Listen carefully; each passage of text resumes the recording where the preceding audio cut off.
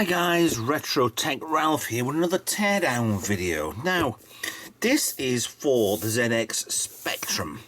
This is an expansion card, it fits on the back, and all you do is put a joystick in. This is basically an interface for any joystick you have out there. That they used to have the little interfaces that fit on the back of the Spectrum, and that would do for the Kempston, that would do for the Quickshot, that would do for all of the different ones, but you needed specific ones for the job.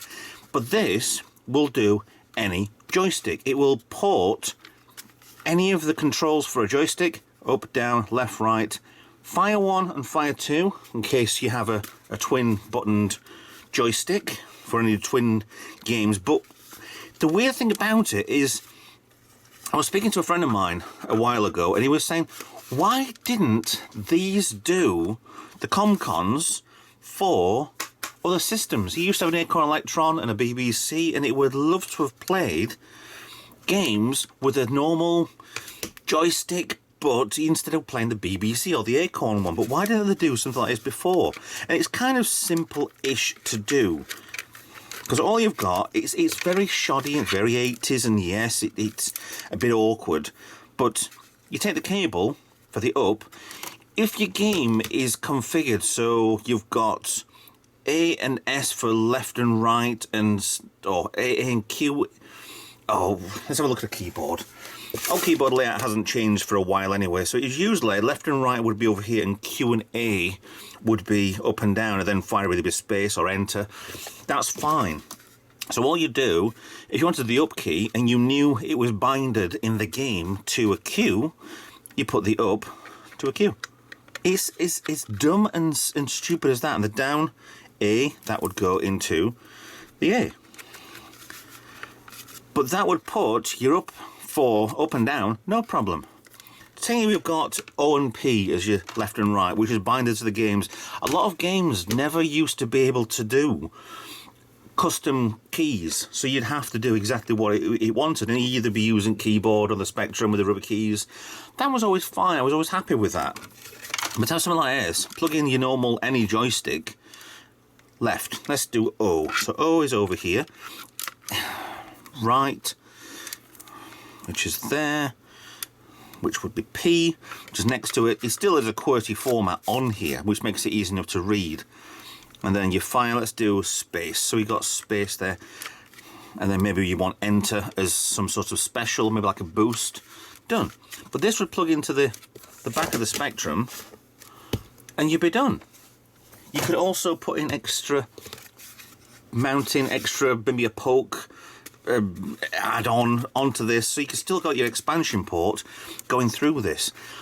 But what I'm going to do now is we're going to have a look inside this, because all I can think is there's no chips in this. This is just pure circuit board, and yeah, it's nice to see that, but I don't know, it's easy electronics to invent something like this, and why they'd never invented this back in the day, let's rewind, I'll never know. Because this should have been a massive seller, this, to get your one joystick you got, either got free with the Spectrum, or free with an Acorn, or free with a C64, and you could use this to adapt it to other systems. I mean, granted, alright, fine, in the 80s there wasn't as much, it wasn't easy enough to get a Spectrum, a C64, an Amiga, or whatever else, but it was, some people out there would have easily have been able to get more than one system at a time. I had a 2600 Atari at the time the Spectrums came out. I came late to the Spectrum scene. I came late to a lot of scenes, to be honest. I don't even have a PS4, but that's fine. PS3 is good enough for a nice enough game. If not, I use Steam for all the latest games on my PC. So this was actually made from Frel Limited at Tameside in Ludlow, Shropshire. Even if you want to ring their phone number, off you go, but I don't think it's going to work. I mean, this is quite a little bit mucky anyway. It's not like it's destroyed, there's nothing wrong with it. Works perfectly fine. So, 4 screws on the back. And it looks like top case, bottom case, a little bit of crud in there, but that can somehow be like a spider egg. or parts of one anyway. Looks like can easily be get rid of. Cables into here, looks like they could probably do with a bit of tidying up. These are quite close to the edge, and the others aren't. As long as they're not touching each other. Oh, hello, hello, hello. There are chips on here. You can see on there, this is what you get from eBay. It's cruddy, it's been in a, hopefully, been in a cupboard or a loft for decades, and it's done absolutely nothing since. I mean, this is quite interesting. This is issue 3, okay. So they had this going for quite a while then. Components on there. Well, I'm actually surprised. I thought it would just be a case of that cable, which was for that, would have gone on to certain bits, but never actually thought you'd have 4 chips off the back of this. I mean, on chips they are they the same? It's like a 6N, 2N, 2N. So it looks like these 2 chips are the same and these 2 are completely different, but on what they do, I don't know. I am not the channel for that, for figuring out what the chips do. I'm just quite happy that they do what they do so well. Oh, a little bit of a clean. It's looking 100 times better already. With just a toothbrush with no isopropyl or whatsoever. It's not like I'm going to use this on an everyday basis. The joystick I have for my Spectrum works perfectly fine. I've got other adapters as well. I mean, it's nicely made, and all the soldering is still in place rather well over the time for this. PCPL 4985, no idea. So yeah, it's a nice little gadget to have, to be honest. The ComCon. ComCon. What's ComCon supposed to mean? It's a con that you haven't got a com. It's a communications device, obviously. But just to alter for any joystick, that's a lot better already. I'm not bothering going too much on this. It just needs a little bit of a defluff, delouse. But yeah, that's all this thing is. It just alters by patch cable, basically. It's like an old telephone exchange. That goes into there, that goes into there. But it's really nice, interesting, old style gadgetry. I'm not sure if these have actually been soldered on already or resoldered back on, but I can see these being a weak point. Yeah, these will go eventually. If we ever upgraded this, I would probably put the cables as close to the circuit board as I could possibly get, and then possibly hot glue down or hot glue round. And once it's back in its case, you haven't got, well, you have got the gaps there, and there's a gap between the plastic part over here and where the cables are. So that one there looks like it's been, the plastic might have stretched on the cable itself. But once it's on and the right way round, it's completely covered. So it's not too bad at all. So there's no real need to restore this fully. It's just a case of stick all 4 screws back in and then we're done. It's nice to preserve things exactly as they are.